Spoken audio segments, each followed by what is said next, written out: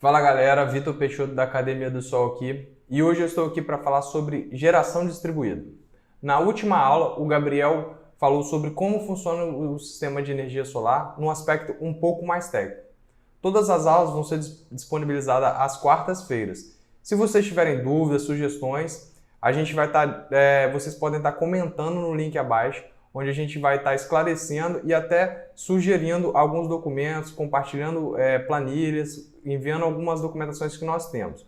O nosso intuito com tudo isso é ensinar vocês tudo aquilo que a gente aprendeu até hoje na prática dentro do mercado de energia solar. Então, se você está gostando dessa série de vídeos, eu vou pedir para você que deixe um like e curta e compartilhe com os seus amigos. Lembrando que o nosso intuito é sempre promover energia solar dentro do Brasil. Então, quando a gente fala de geração distribuída, antes da gente entrar nesse aspecto, a gente tem que entender um pouco de geração centralizada. As usinas de geração centralizada, geralmente estão longe do local de consumo. E o que isso quer dizer? Na prática, a geração centralizada ela requer um grande investimento, ou seja, você tem que comprar áreas muito grandes, ter uma possibilidade ambiental de se construir essa usina. Além disso, você tem um impacto significante nessa área. Então, a geração centralizada está longe do consumidor. E o que isso acarreta na prática são perdas. Então, a geração centralizada, para você levar desde a usina, por exemplo, a de Itaipu, até o consumidor final, você tem aí, estima-se por alguns estudos, cerca de 16% de perda nessa transmissão de energia. Além disso, a gente tem uma pouca diversificação na matriz energética, justamente por conta de grandes investimentos que precisam ser feitos para a construção dessas usinas. Por outro lado, a gente não consegue imaginar um país crescendo sem que haja investimento nessas usinas, né? Porque para o país crescer e se desenvolver, há uma necessidade muito grande de energia. Visto isso, a gente, lá em 2012, com a resolução 482, que eu vou falar logo um pouco mais à frente, a gente teve um aspecto que regulamentou a geração distribuída, que ela permitiu que clientes menores ou de menor porte fizessem investimentos em menores usinas que sejam adequados ao seu consumo. Um grande benefício disso é você poder gerar energia no local de consumo, ou seja, você tem menos perda de energia nessa transformação. Por quê? Eu estou gerando energia e automaticamente eu estou consumindo. Logo, eu não preciso transmitir essa energia de um local distante até o local de consumo. Além disso, a gente tem pouco ou quase nenhum investimento em infraestrutura ou em rede, né? Hoje a gente já tem a possibilidade de autoconsumo remoto, que é algo que eu vou falar logo à frente, mas quando a gente se faz uma usina um pouco menos distante do que as usinas centralizadas, em alguns casos há necessidade de investimento em rede e outros não, né? E além disso, a geração distribuída ela permitiu que houvesse uma grande diversificação na matriz energética brasileira. Quando a geração distribuída começou, a energia solar ela representava muito pouco na matriz energética. Hoje, com essa grande evolução, a gente representa cerca de 1 ou 2%. Isso é muito pouco, mas se a gente olhar no período de tempo que a gente tem desde 2012, é uma mudança significativa até no padrão de consumo das pessoas, na forma de gerar energia de uma sociedade como um todo, né? Então, basicamente, a diferença de geração distribuída para a geração centralizada, que era como a gente via antes de 2012, é uma grande evolução no sentido de você poder gerar energia próxima ao local de consumo e, além disso, a gente reduzir os investimentos nessas grandes usinas de grande escala, né? Então, essa grande possibilidade que trouxe a resolução 482, que regulamenta toda a parte de geração distribuída. Um pouco sobre a história da geração distribuída é que ela começou lá em 2012 com a resolução 482, onde ela permitiu que clientes gerassem a própria energia e, além de gerar a própria energia, o que se faria com o excedente, né? Então surgiu o sistema net metering. O que quer dizer isso? Que o cliente que investiu em um sistema de energia solar e ele gera energia e não consome ao mesmo tempo, essa energia automaticamente ela é injetada na rede. Quando ela é injetada na rede, antes se tinha apenas 3 meses para você consumir essa energia que era em forma de crédito, e a partir da 687, logo depois, mudou-se um pouco para 60 meses. Então, a 482, ela permitiu principalmente que você estocasse essa energia em formas de crédito junto à concessionária.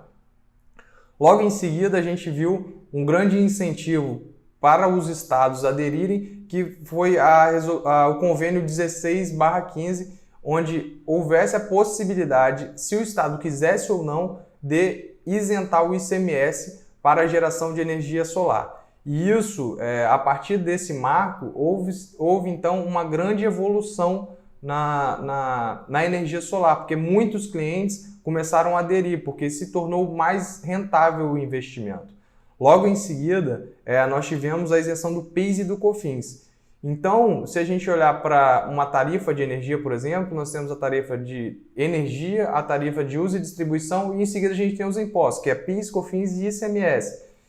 Com a isenção do ICMS e do PIS e do COFINS, além da isenção das tarifas, na hora que você faz essa compensação, ficou cada vez mais rentável, aumentando assim o número de distribuidores, o número de instaladores e o número de profissionais dentro do mercado. E isso fez com que os preços reduzissem, aumentando assim a rentabilidade do investimento. Logo em seguida, a resolução 687, ela possibilitou que pessoas que tivessem, por exemplo, em um condomínio, investissem em energia solar.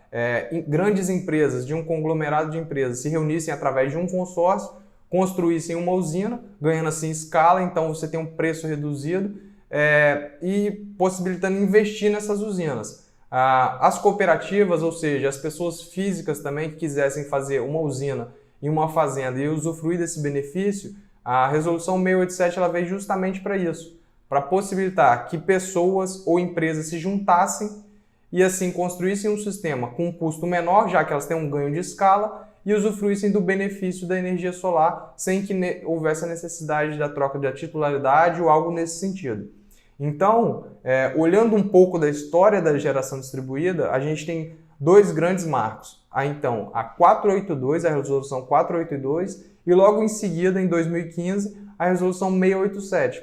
Com a resolução 687, a gente teve um boom, digamos assim, muito interessante das grandes usinas, né? Então, a gente viu muita empresa, principalmente ali no começo de 2016 e no começo de 2017, investindo nas gerações distribuídas de energia solar, principalmente em fazendas solares. Hoje é algo muito mais comum, mas lá em 2015, 2016 era algo pouco comum. Então hoje, no ano de 2019, nem se fala, né? Então, em 2012 a gente teve um boom do crescimento para residências, e em 2015 a gente teve um boom de crescimento para as usinas, dado que as pessoas poderiam aderir às cooperativas, as empresas, os consórcios, e os condomínios puderam se reunir através de condomínio e gerar sua própria energia. Então, se a gente trazer para o aspecto de como funciona a geração de energia na prática, a geração distribuída na prática, basicamente, a gente faz um dimensionamento, e isso eu vou explicar para vocês posteriormente, como que faz esse dimensionamento, como que a gente entende melhor, né? E a partir daí a gente instala o sistema, dá entrada na concessionária, né? A partir de quando o sistema está conectado à rede e o sistema está gerando energia, há o consumo de energia instantâneo e há a geração de energia que é injetada na rede. Como eu falei anteriormente, a gente tinha um tempo para usufruir desse crédito apenas durante 3 meses. Com a resolução 687, possibilitou que esse crédito fosse usufruído durante 60 meses. Então, se eu gerar uma energia e não consumir essa energia, ela vai gerar esse crédito. Eu tenho muito crédito sobrando e tem uma outra possibilidade, uma outra unidade consumidora, eu tenho essa possibilidade de enviar esses créditos excedentes para essa outra unidade, né? E esse compartilhamento e essa geração de créditos, ela é muito interessante, principalmente nas fazendas, porque nas fazendas não há o consumo de energia, você só simplesmente gera o crédito. E aí você distribui como você achar melhor para cada unidade consumidora. Além disso, os clientes de média tensão, eles têm uma diferenciação de ponta e fora de ponta. Isso daí a gente pode explicar um pouquinho melhor. Mas para você compensar a energia que é gerada fora de ponta, ou seja, no horário comercial, para compensar o horário da noite, é necessário que se faça uma geração maior. Isso a gente pode explicar depois como que a gente chega nessa diferença, como que a gente gera energia fora de ponta para compensar na ponta.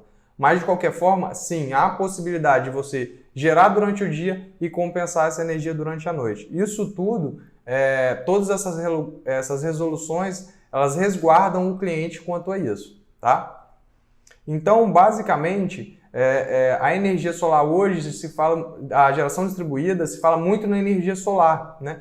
Mas, além da energia solar, a gente tem a biomassa, as CGHs, que são as centrais geradoras hidráulicas, a geração qualificada, que nada mais é do que o gás natural, a eólica, que a gente vê basicamente no Nordeste, e a geração de energia solar.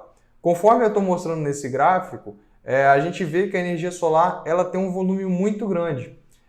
Posterior a ela, a gente tem a geração, a CGHs, né, as eólicas e as UTS. Então, basicamente, a gente vê um grande volume de fotovoltaica. E aí você pode se perguntar por que a fotovoltaica é tão volumosa na geração distribuída. Basicamente, se a gente pensar, para gerar uma energia através de uma biomassa, eu tenho que fazer um investimento muito grande, eu tenho que fazer uma análise de impacto ambiental muito grande e há uma necessidade de investimento muito alto.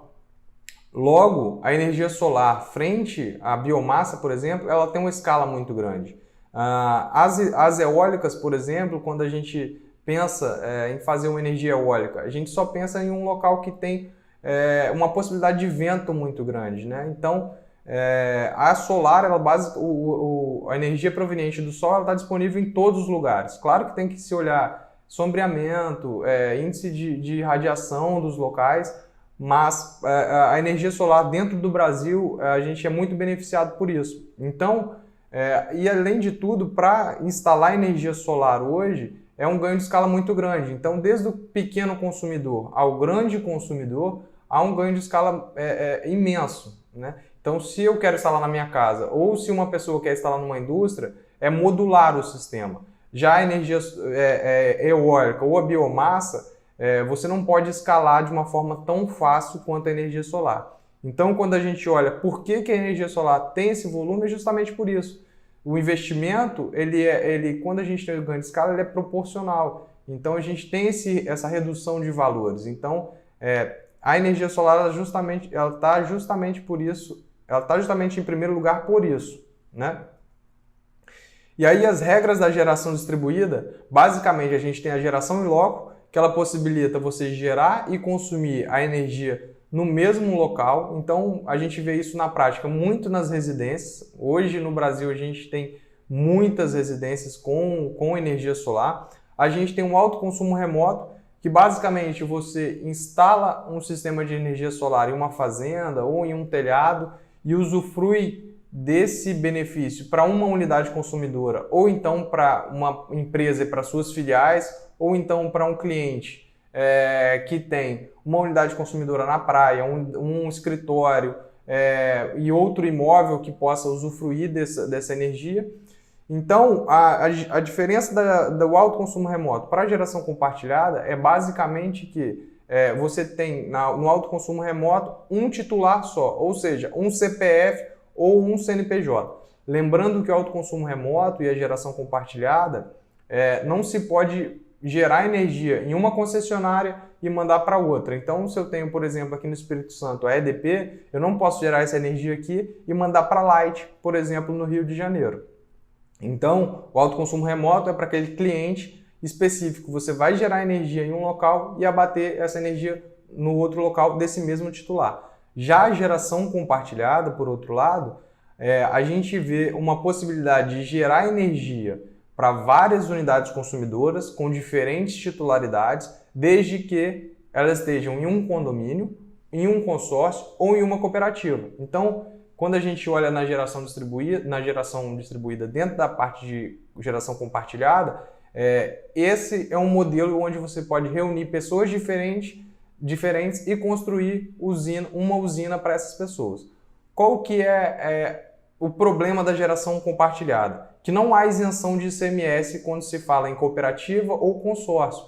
Então, quando eu expliquei lá atrás que a gente tem a isenção do ICMS através do CONFAS 1615, a gente tem aqui na geração compartilhada a gente não tem essa isenção. Então, por isso que muitas das vezes a gente vê os negócios sendo feitos através do autoconsumo remoto, porque eu gero em um local e abato essa energia em outra unidade consumidora e ainda assim eu tenho essa isenção desse ICMS.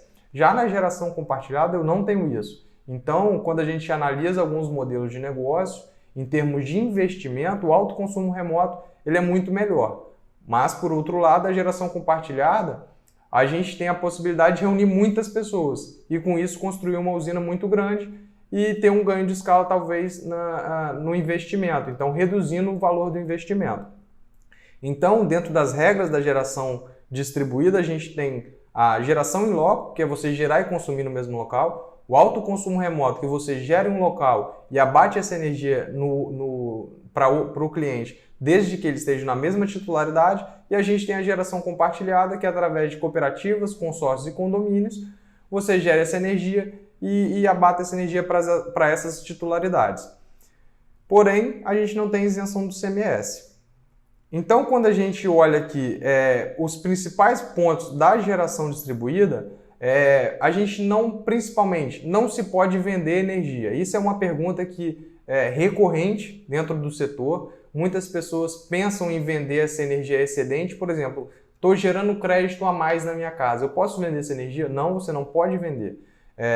Por outro lado, todo tipo de geração de energia solar, de geração de energia dentro da geração distribuída, elas estão sobre as mesmas regras. Então, se eu olho a geração distribuída em energia solar, em energia eólica, em CGHs, em biomassa hidrelétricas, elas estão todas elas dentro das mesmas regras da geração distribuída. Então, se eu fizer uma usina de solar e de eólica, elas estão sobre as mesmas regras. A potência instalada do sistema é sempre limitada pela potência de disponibilidade pelas unidades consumidoras. O que isso quer dizer na prática? Por exemplo, se eu tenho uma usina de geração compartilhada e lá eu tenho uma potência de inversor de 500 kW e tenho a potência do sistema de 600. Qual a demanda que eu devo contratar? A demanda ela sempre vai estar ligada à potência do inversor ou à menor potência entre elas. O que a gente vê na prática, dado que a gente tem essa experiência, é que sempre se contrata a demanda mais baixa, ou seja, sempre ligada à potência do inversor. E muitas vezes a gente já viu casos de que a demanda contratada era sempre a maior, sempre ligado na potência pico do sistema, e nem sempre é isso, né? Então, dentro da geração distribuída, a gente está dividido em microgeração e mini geração. A microgeração ela é limitada até 75 kW de potência. E a mini geração está de 75 a 5.000 kW. Basicamente, a gente vê casas e comércios dentro da microgeração e dentro da mini geração a gente vê aí usinas e indústrias um pouco maiores, né? Então, para a conexão da microgeração, toda a responsabilidade de reforço na rede é da concessionária. Já para a mini geração, isso é compartilhado entre a concessionária e o acessante. Então, por isso que quando se vai fazer uma usina, se faz uma consulta de acesso anteriormente à construção da usina para entender qual é a necessidade de reforço, qual é o custo desse reforço de rede, porque em alguns casos é necessário. Então, quando a gente olha para os prazos que a gente tem da energia solar hoje, principalmente dentro da geração distribuída, se a gente vai fazer uma obra de microgeração, a gente tem aí 30 dias para todo o ciclo, desde fazer a solicitação até a troca do medidor. Na prática, o que a gente vê, como a gente trabalha, é da seguinte forma: a gente dá entrada no projeto, né? E aí a concessionária EDP, ela geralmente responde dentro do prazo de 15 dias. Dentro desse prazo, no 16º dia, a gente já está executando a obra, né? Então, dependendo do caso, a gente executa obras aí com menos de 20 dias desde da entrada no projeto na concessionária. Já para mini geração, a gente vê algo muito diferente, né? Porque a gente primeiro faz uma consulta de acesso, né? E aí, se a gente não tiver nenhuma obra, a gente tem um prazo de 30 dias para aprovar o projeto e, posteriormente, a gente tem um prazo de execução. Já se a gente tiver uma obra, a gente tem aí 60 dias, porque a gente tem 30 dias para a gente fazer a sua consulta de acesso e mais 30 dias de adequação de qualquer infraestrutura que seja necessária. Então, resumindo, quando a gente olha para a microgeração, a gente tem um prazo muito curto, e aí 30 dias é um prazo, digamos que limite para se executar uma obra, desde a solicitação até a troca do medidor. E dentro da mini geração, a gente varia de 30 a 60 e até mais, dependendo do tempo de execução da obra. Basicamente, a gente solicita o projeto, então a gente dá entrada no projeto à concessionária, a gente espera esse prazo de 15 dias para a concessionária aprovar o projeto. Feito isso, a gente executa a obra, e aí depende de alguns casos, dentro da microgeração, a gente executa com 2, 3 dias. E aí, executando a obra conforme o projeto, a gente solicita a troca do medidor, e aqui dentro da concessionária EDP a gente vê aí mais um prazo de 7 dias para a troca desse medidor. Dentro da mini geração, tem o acessante, quem está construindo a usina, ele tem a responsabilidade pela compra do medidor. Apesar de a concessionária ir e fazer a vistoria, quem é responsável por esse medidor é o próprio solicitante, o próprio acessante, o dono da obra, né? Então, esses são prazos que, com o padrão de energia estando de acordo com as novas vigentes, são prazos que se dão para cumprir tranquilamente. Isso daí a gente já tem experiência disso. E além disso, além desses prazos, é muito importante a gente olhar para a infraestrutura do telhado, porque nem todos os telhados eles estão prontos para aguentar um sistema de energia solar. A gente está falando aí de mais ou menos 15 quilos por metro quadrado. Então, quando a gente vai em contato com o cliente, a gente vê muito que o cliente quer usar todo o telhado, ele quer, principalmente em galpões, eles querem usar aquela área para gerar energia, até perguntam muito se pode vender essa energia que vai gerar em excedente, né? E aí a gente tem um responsável dentro da nossa empresa, da Get Power, que é outra empresa que faz instalação, ou seja, a gente tem experiência na prática disso, para fazer essa vistoria, para dar um laudo se esse telhado ou se esse local está apto para a gente fazer essa instalação, tá certo? Então, é muito importante que se faça essas vistorias e, principalmente, fiquem atentos a esses prazos que a concessionária tem a cumprir, tá certo? Então, agora eu vou mostrar para vocês uma conta de energia na prática, né? Então, se a gente analisar aqui, a gente está vendo um faturamento de setembro e outro de outubro. A gente fez a instalação desse cliente para gerar essa energia em um mês, e aí você pode observar que o consumo de antes da energia solar era de 1.402 kWh e posteriormente, ele pagava cerca de R$ 1.300. Posteriormente, com a instalação, e aí vocês podem até observar a parte do crédito, né, que é como é creditado essa energia que é injetada na rede, porque a gente gera energia, aquilo que não é consumido vai para a rede. Automaticamente, no final do mês, essa energia vem para abater a conta de energia. E na prática é assim que funciona.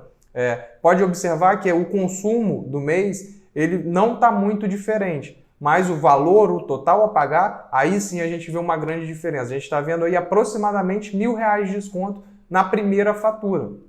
Então, o sistema ele foi dimensionado perfeitamente para atender esse cliente. Claro que é bom lembrar que tem umas oscilações de geração durante o ano, porque eu tenho o índice de radiação ele varia mês a mês, mas o sistema ele foi projetado para gerar crédito e assim entregar esses créditos quando o sistema não gerar energia suficiente. Então, com a nossa experiência, a gente está falando de uma empresa que tem mais de 100 projetos instalados, a gente vê que a geração distribuída hoje, na prática, ela funciona, desde que a gente esteja atento aos prazos e às normas vigentes. Então, é muito válido, isso é um dever de casa que todo mundo tem que fazer, estudar a Resolução 482 e também estudar a Resolução 687.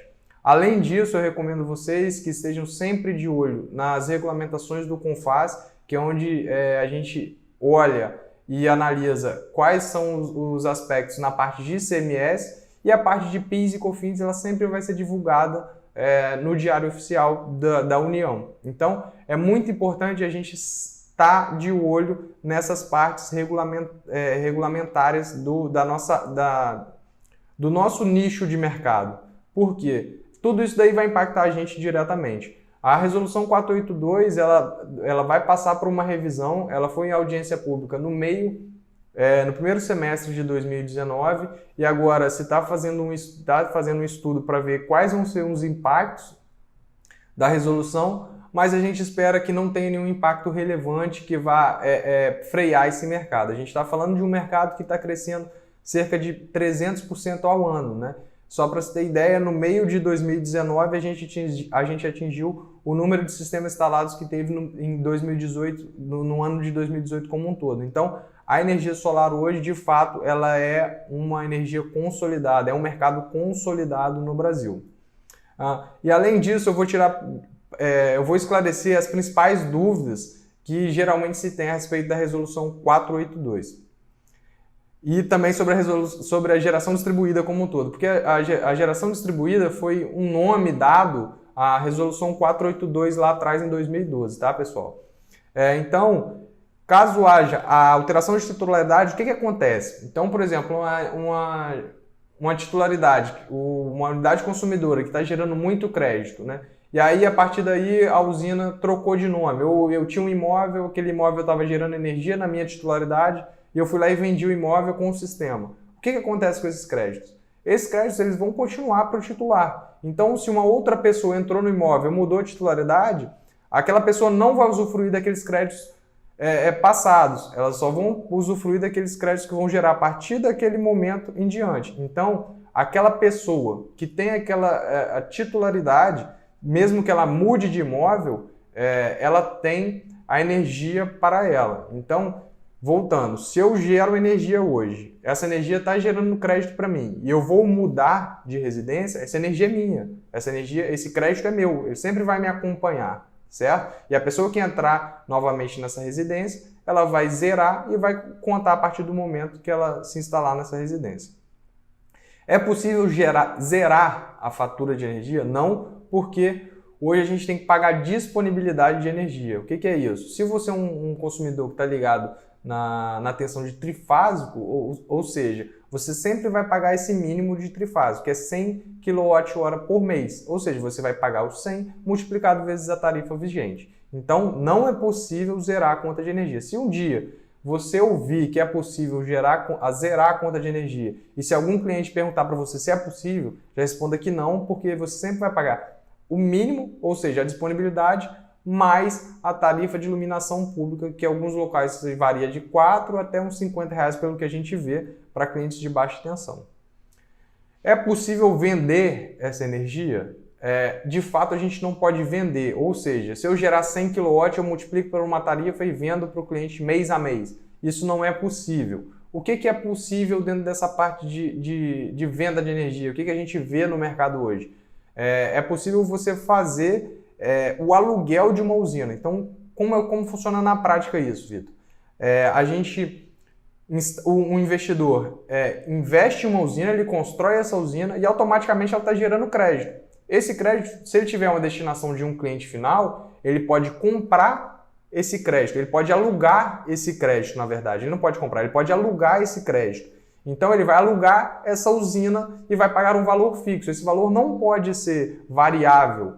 Esse valor tem que ser um valor fixo, ou seja, o cliente final, que é aquele cliente que quer ter o benefício da energia solar, seja por um desconto ou seja por obter uma energia verde, ele vai pagar simplesmente um valor fixo por esse aluguel dessa usina, entendeu? Então não é possível comprar ou vender energia. É possível sim alugar um sistema de energia solar para que você possa usufruir dos benefícios dele. Muita gente pergunta também se é possível alugar o telhado. Então hoje é possível sim. Se você tem uma área e se tem alguém interessado em alugar o seu telhado para gerar essa energia, é possível que você faça esse aluguel, desde que o aluguel seja variável de acordo com a quantidade de energia que é gerada. Além disso, qual que é a regra para o abatimento dos créditos em condomínios? Então, primeiramente, a gente vai abater a conta de energia do condomínio, né? A não ser que você faça uma nova ligação única e exclusivamente para a geração de energia solar. Então, se o sistema está ligado no condomínio, primeiro ele vai bater a energia do condomínio e, via de regra, ele vai gerar um crédito e vai distribuir esse crédito conforme planejado anteriormente. Então, por exemplo, num condomínio que eu tenho 3 pessoas, primeiro ele vai abater o do condomínio, posteriormente ele vai sobrar crédito, né? E esse crédito ele vai abater igualmente, ou da forma como vocês acharem melhor, no condomínio, nos condôminos. Então, gerou no crédito, sobrou crédito, eu mando para os condôminos, tá certo? E aí, para a conexão de mini geração, a responsabilidade do reforço é compartilhada entre as concessionárias? Sim, essa responsabilidade é sempre compartilhada entre as concessionárias, ou então você precisa fazer uma avaliação para ver se aquilo faz sentido ou não para construir uma usina. Então, sempre que você for fazer uma usina, há necessidade de você fazer essa consulta de acesso para a concessionária para ver quais vão ser os custos e quem vai arcar com cada custo. Então, a gente já viu hoje, por exemplo, na Light, a gente tá vendo um projeto lá de 2 megas, que a gente está vendo que essa usina não será o reforço da rede não será do cliente, será da própria concessionária. Então, a única coisa que o cliente vai ter que arcar é com o investimento na parte de energia solar. Então, pessoal, é muito importante a gente estar alinhado com a geração distribuída, é muito importante a gente ter essa noção de tudo o que acontece no nosso setor. Por aqui a gente vai sempre estar passando as principais notícias que a gente vê. A gente tem a mudança da 482 que pode acontecer, pelo que a gente está vendo, deveria acontecer até o final de 2019, mas não vai acontecer, pelo que a gente está vendo, vai acontecer apenas em março de 2020. Então, até lá, as normas que estão vigentes hoje continuarão valendo, e a partir de 2020 a gente vai ver o que vai acontecer e, consequentemente, a gente vai explicar quais são as mudanças que tiveram nessa 482. Então, eu recomendo a vocês que sempre estudem essa parte de resolução, porque isso dá uma segurança para o cliente muito grande. Entender sobre a forma de compensação de crédito, a forma de abatimento, quando se tem que arcar com a rede, né? Quais são os prazos da concessionária. É muito importante que, se a concessionária não faça, isso até é uma sugestão da ANEEL, que se a concessionária não cumpra, se a concessionária não cumprir com os prazos, vocês têm que solicitar a ouvidoria da concessionária e, posteriormente, solicitar a ouvidoria da ANEEL para que ela cumpra de fato os prazos. A gente já teve alguns problemas com a concessionária EDP, mas hoje as coisas já estão rodando um pouco muito mais redondo, tá certo? Então, pessoal, a gente está passando aqui para vocês tudo aquilo que a gente aprendeu nesse mercado. Na próxima aula a gente vai falar como entrar pro mercado de energia solar. O Rodrigo ele vai explicar o que a gente fez, como a gente fez, e quais são os passos importantes para a gente estar dentro desse setor e aproveitar cada vez mais dos benefícios que esse mercado tem para nós, tá certo? Então, o recado que eu tinha era esse hoje. Eu conto com vocês para compartilhar, curtir e comentar logo abaixo. Se tiverem qualquer dúvida, a gente vai estar à disposição. Então, eu conto com vocês e um grande abraço. Tchau, tchau!